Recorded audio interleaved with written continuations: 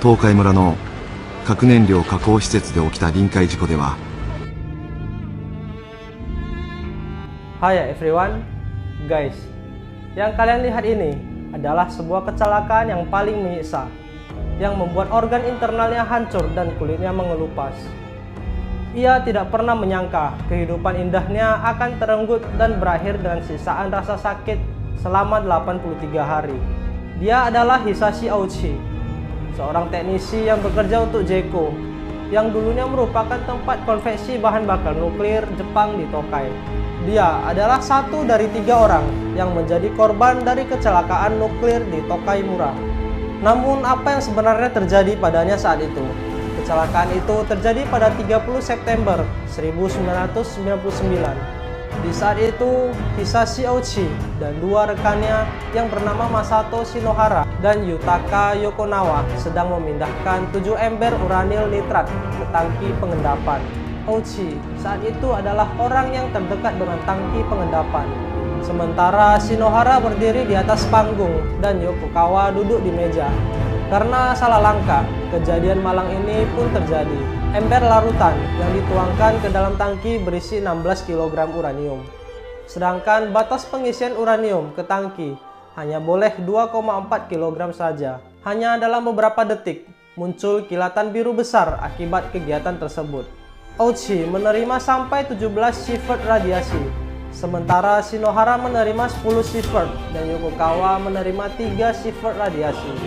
Ketiganya menerima angka yang sangat besar, karena ambang maksimal manusia dapat menerima radiasi adalah 50 mikrosievert. Perhitungannya adalah 1 sievert sama dengan 1000 mikrosievert. Ini adalah hitungan radiasi yang bisa diterima di tubuh manusia. Radiasi yang diterima Ouchi setara dengan hipocentrum bom atom Hiroshima. Setelah kejadian, Ouchi merasakan rasa sakit, mual, dan kesulitan bernapas. Ia sampai kehilangan kesadaran. Temannya yang lain juga menerima perawatan karena paparan radiasi itu. Dampak radiasi kepada Ouchi sangat parah. DNA-nya hancur. Sel darah putih yang berperan dalam membantu pembentukan imunnya juga mendekati angka 0. Belum lagi luka parah yang membuat kulitnya mengelupas dan lama-kelamaan berubah menjadi kehitaman. Karena DNA yang rusak, sejumlah orang merasa apa yang dilakukan para dokter untuk mengupayakan keselamatan Ouchi sudah keterlaluan. Mereka beranggapan itu hanya membuat Ouchi mengalami perpanjangan rasa sakit. Publik sudah dibuat marah setelah mengetahui Ouchi dihidupkan kembali pada hari ke-59 ketika jantungnya berhenti sebanyak 3 kali. Sejak awal mereka sudah beranggapan bahwa seharusnya pemerintah dan pihak rumah sakit tidak membiarkan Ouchi mengalami rasa sakit. Sejak awal mereka beranggapan bahwa seharusnya pemerintah dan pihak rumah sakit tidak membiarkan Ouchi mengalami rasa sakit berkepanjangan.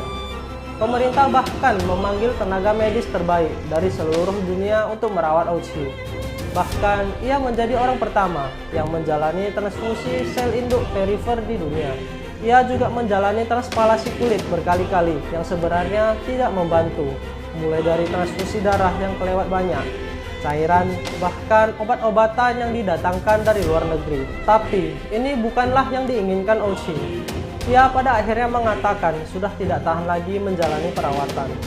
Kalimat terakhirnya yang diucapkan adalah, "Saya tidak tahan lagi. Saya bukan kelinci percobaan." Karena kecaman yang ada dan juga guna menghormati keputusan Ouchi dan keluarganya, rumah sakit berjanji tidak akan berupaya menghidupkan Ouchi lagi apabila seandainya terjadi henti jantung. Dan benar saja, setelah 83 hari berjuang, Ouchi dinyatakan meninggal pada hari ke-83. Masyarakat pun berduka dan mendoakan pria malang tersebut. Menyusul Ouchi, Shinohara meninggal di tahun 2000 setelah melawan pneumonia parah yang melukai paru-parunya. Sisa hidupnya juga menderita rasa sakit dan tidak dapat berbicara. Ia hanya bisa menuliskan pesan untuk keluarga dan tenaga medis. Sementara Yokokawa berhasil pulih setelah menjalani perawatan selama 6 bulan lebih di rumah sakit. Kisah Ouchi dan teman-temannya pada akhirnya dikisahkan dalam sebuah novel yang berjudul A Slow Death, 83 Days of Radiation Sickness. Rest in peace, Ouchi dan Shinohara. Oke guys, sekian sharing gua hari ini. Like videonya jika kalian suka dan boleh dislike jika kalian tidak menyukainya. Gua Fangkisu, see you in the next video. Bye.